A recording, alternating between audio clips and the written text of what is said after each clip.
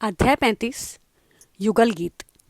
श्री सुखदेव जी कहते हैं, परीक्षित, भगवान श्री कृष्ण के गौओं को चराने के लिए प्रतिदिन वन में चले जाने पर उनके साथ गोपियों का चित्त भी चला जाता था। उनका मन श्री कृष्ण का चिंतन करता रहता और वे वाणी से उनकी लीलाओं का गान करती रहती। इस प्रकार वे बड़ी कठिनाई से अपना दिन बिताती।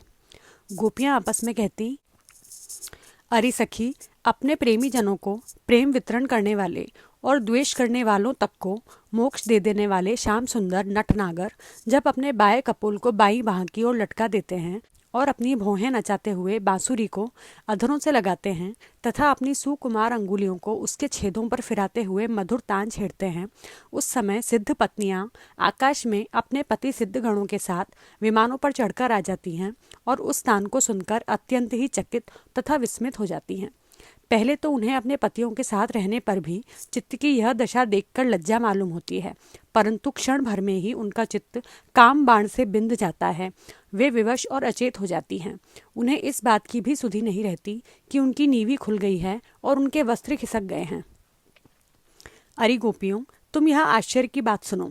वे नंदनंदन कितने सुंदर हैं।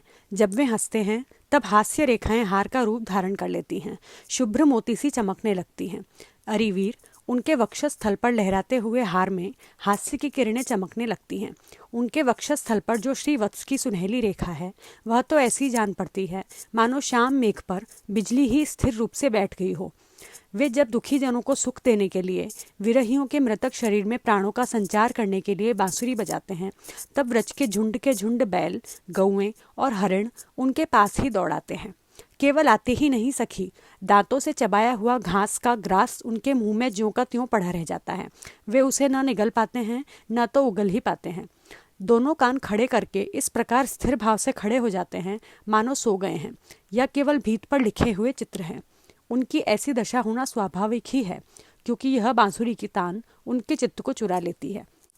हे सखी, जब वे नंद के लाडले लाल अपने सिर पर मोर पंख का मुकुट बांध लेते हैं, घुंघराली अलकों में फूल के गुच्छे खोस लेते हैं, रंगीन धातुओं से अपना अंग अंग रंग लेते हैं और नए नए पल्लवों से ऐसा वेश सजा लेते हैं जैसे कोई बहुत बड़ा पहलवान हो, और फिर बलराम जी तथा ग्वाल बालों के साथ बांसुरी में गौओं का नाम ले लेकर उन्हें पुकारते हैं, उस समय प्यारी सखियों, नदियों की गति भी रुक जाती है। वह चाहती हैं कि वायु उड़ाकर हमारे प्रियतम के चरणों की धूलि हमारे पास पहुंचा दें और उसे पाकर हम निहाल हो जाएं, परंतु सखियों, वे भी हमारे ही जैसी मंदभागिनी हैं। जैसे नंदनंदन श्री कृष्ण का आलिंगन करते समय हमारी भुजाएं कांप जाती हैं और जड़ता रूप संचारी भाव का उदय हो जाने से हम अपने हाथों को हिला भी नहीं पाती, वैसे ही वे भी प्रेम के कारण कांपने लगती हैं। 2-4 बार अपनी तरंग रूप भुजाओं को कांपते कांपते उठाती तो अवश्य हैं, परंतु फिर विवश होकर स्थिर हो जाती हैं, प्रेमावेश से स्तंभित हो जाती हैं। अरिवीर, जैसे देवता लोग अनंत और अचिंत्य ऐश्वर्यों के स्वामी भगवान नारायण की शक्तियों का गान करते हैं, वैसे ही ग्वाल बाल अनंत सुंदर नटनागर श्री कृष्ण की लीलाओं का गान करते रहते हैं।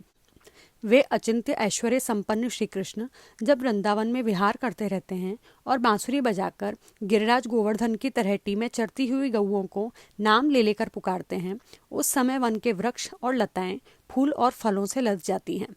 उनके भार से डालियां झुककर धरती छूने लगती हैं, मानो प्रणाम कर रही हों। वे वृक्ष और लताएं अपने भीतर भगवान विष्णु की अभिव्यक्ति सूचित करती हुई सी प्रेम से फूल उठती हैं, उनका रोम रोम खिल जाता है और सबकी सब मधुधाराएं उड़ेलने लगती हैं। अरे सखी, जितनी भी वस्तुएं संसार में या उसके बाहर देखने योग्य हैं, उनमें सबसे सुंदर, सबसे मधुर, सबके शिरोमणि हैं ये हमारे मनमोहन। उनके सांवले से ललाट पर केसर की खौर कितनी फपती है, बस देखती ही जाओ। गले में घुटनों तक लटकती हुई वनमाला, उसमें पिरोई हुई तुलसी की दिव्य गंध और मधुर मधु से मतवाले होकर झुंड के झुंड भंवरे बड़े मनोहर एवं उच्च स्वर से गुंजार करते रहते हैं। हमारे नटनागर श्याम सुंदर भंवरों की उस गुनगुनाहट का आदर करते हैं और उन्हीं के स्वर में स्वर मिलाकर अपनी बांसुरी फूंकने लगते हैं। उस समय सखी, उस मुनिजन मोहन संगीत को सुनकर सरोवर में रहने वाले सारस, हंस आदि पक्षियों का भी चित्त उनके हाथ से निकल जाता है, छिन जाता है। वे विवश होकर प्यारे श्याम सुंदर के पास आ बैठते हैं तथा आंखें मूंद चुपचाप चित्त एकाग्र करके उनकी आराधना करने लगते हैं, मानो कोई विहंगम वृत्ति के रसिक परमहंस ही हों। भला कहो तो यह कितने आश्चर्य की बात है। अरे व्रज देवियों, हमारे श्याम सुंदर जब पुष्पों के कुंडल बनाकर अपने कानों में धारण कर लेते हैं और बलराम जी के साथ गिरिराज जी के शिखरों पर खड़े होकर सारे जगत को हर्षित करते हुए बांसुरी बजाने लगते हैं। बांसुरी क्या बजाते हैं, आनंद में भरकर उसकी ध्वनि के द्वारा सारे विश्व का आलिंगन करने लगते हैं। उस समय शाम मेघ बांसुरी की तान के साथ मंद मंद गरजने लगता है। उसके चित्त में इस बात की शंका बनी रहती है कि कहीं मैं जोर से गर्जना कर उठूं और वह कहीं बांसुरी के तान के विपरीत पड़ जाए, उसमें बेसुरापन ले आए, तो मुझसे महात्मा श्री कृष्ण का अपराध हो जाएगा। सखी, वह इतना ही नहीं करता, जब देखता है कि हमारे सखा घनश्याम को घाम लग रहा है, तब वह उनके ऊपर आकर छाया कर लेता है, उनका छत्र बन जाता है। अरे वीर, वह तो प्रसन्न होकर बड़े प्रेम से उनके ऊपर अपना जीवन ही न्यौछावर कर देता है। नन्ही नन्ही फूहियों के रूप में ऐसा बरसने लगता है मानो दिव्य पुष्पों की वर्षा कर रहा हो। कभी कभी बादलों की ओट में छिपकर देवता लोग भी पुष्प वर्षा कर जाया करते हैं। सती शिरोमणि यशोदा जी तुम्हारे सुंदर कुंवर ग्वाल बालों के साथ खेल खेलने में बड़े निपुण हैं। रानी जी, तुम्हारे लाडले लाल सबके प्यारे तो हैं ही, चतुर भी बहुत हैं। देखो, उन्होंने बांसुरी बजाना किसी से सीखा नहीं, अपने ही अनेकों प्रकार की राग रागिनियां उन्होंने निकाल ली। जब वे अपने बिंबाफल सदृश लाल लाल अधरों पर बांसुरी रखकर ऋषभ, निषाद आदि स्वरों की अनेक जातियां बजाने लगते हैं, उस समय वंशी की परम मोहिनी और नई तान सुनकर ब्रह्मा, शंकर और इंद्र आदि बड़े बड़े देवता भी जो सर्वज्ञ हैं उसे नहीं पहचान पाते। वे इतने मोहित हो जाते हैं कि उनका चित्त तो उनके रोकने पर भी उनके हाथ से निकलकर वंशी ध्वनि में तल्लीन हो ही जाता है, सिर भी झुक जाता है और वे अपनी सुध बुध खोकर उसी में तन्मय हो जाते हैं। अरे वीर, उनके चरण कमलों में ध्वजा, वज्र, कमल, अंकुश आदि के विचित्र और सुंदर सुंदर चिन्ह हैं। जब रजभूमि गऊओं के खुर से खुद जाती है, तब वे अपने सुकुमार चरणों से उसकी पीड़ा मिटाते हुए गजराज के समान मंद गति से आते हैं। उनकी वह वंशी ध्वनि, उनकी वह चाल और उनकी वह विलास भरी चितवन हमारे हृदय में प्रेम के मिलन की आकांक्षा का आवेग बढ़ा देती है। हम उस समय इतनी मुग्ध, इतनी मोहित हो जाती हैं कि हिलडुल तक नहीं सकती, मानो हम जड़ वृक्ष हों। हमें तो इस बात का भी पता नहीं चलता कि हमारा जूड़ा खुल गया है या बंधा है, हमारे शरीर का वस्त्र उतर गया है या है। अरे वीर, उनके गले में मणियों की माला बहुत ही भली मालूम होती है। तुलसी की मधुर गंध उन्हें बहुत प्यारी है। इसी से तुलसी की माला को तो वे कभी छोड़ते ही नहीं, सदा धारण किए रहते हैं। जब वे श्याम सुंदर उस मणियों की माला से गऊओं की गिनती करते करते किसी प्रेमी सखा के गले में बाँह डाल देते हैं और भाव बता बताकर बांसुरी बजाते हुए गाने लगते हैं, उस समय बजती हुई उस बांसुरी के मधुर स्वर से मोहित होकर कृष्णसार मृगों की पत्नियां हरिणियां भी अपना चित्त उनके चरणों पर न्यौछावर कर देती हैं। और जैसे हम गोपियां अपने घर गृहस्थी की आशा अभिलाषा छोड़कर गुण सागर नागर नंद नंदन को घेरे रहती हैं, वैसे ही वे भी उनके पास दौड़ आती हैं और वहीं एक टक देखती हुई खड़ी रह जाती हैं, लौटने का नाम भी नहीं लेती। नंदरानी यशोदा जी, वास्तव में तुम बड़ी पुण्यवती हो, तभी तो तुम्हें ऐसे पुत्र मिले हैं। तुम्हारे वे लाडले लाल बड़े प्रेमी हैं, उनका चित्त बड़ा कोमल है।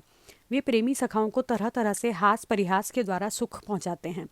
कुंदकली का हार पहनकर जब वे अपने को विचित्र वेश में सजा लेते हैं और ग्वाल बाल तथा गऊओं के साथ यमुना जी के तट पर खेलने लगते हैं, उस समय मलियत चंदन के समान शीतल और सुगंधित स्पर्श से मंद मंद अनुकूल बहकर वायु तुम्हारे लाल की सेवा करती है और गंधर्व आदि उपदेवता वंदी जनों के समान गा गा कर उन्हें संतुष्ट करते हैं तथा अनेकों प्रकार की भेंटें देते हुए सब ओर से घेर कर उनकी सेवा करते हैं।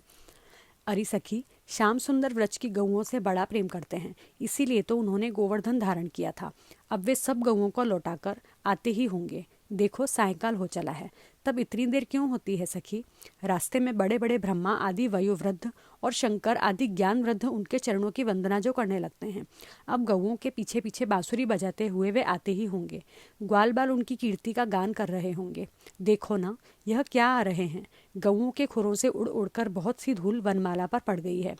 वे दिन भर जंगलों में घूमते घूमते थक गए हैं, फिर भी अपनी इस शोभा से हमारी आंखों को कितना सुख, कितना आनंद दे रहे हैं।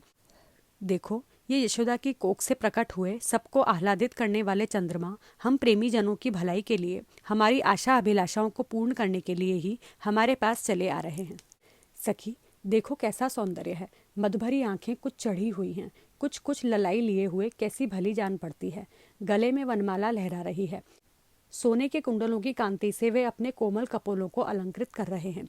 इसी से मुंह पर अधपके बेर के समान कुछ पीलापन जान पड़ता है और रोम रोम से, विशेष करके मुख कमल से प्रसन्नता फूटी पड़ती है।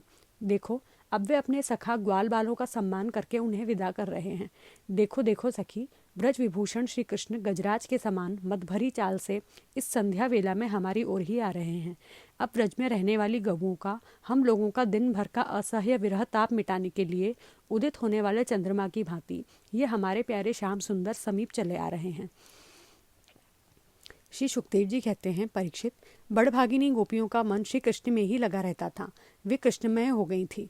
जब भगवान श्री कृष्ण दिन में गऊओं को चराने के लिए वन में चले जाते, तब वे उन्हीं का चिंतन करती रहती और अपनी अपनी सखियों के साथ अलग अलग उन्हीं की लीलाओं का गान करके उसी में रम जाती।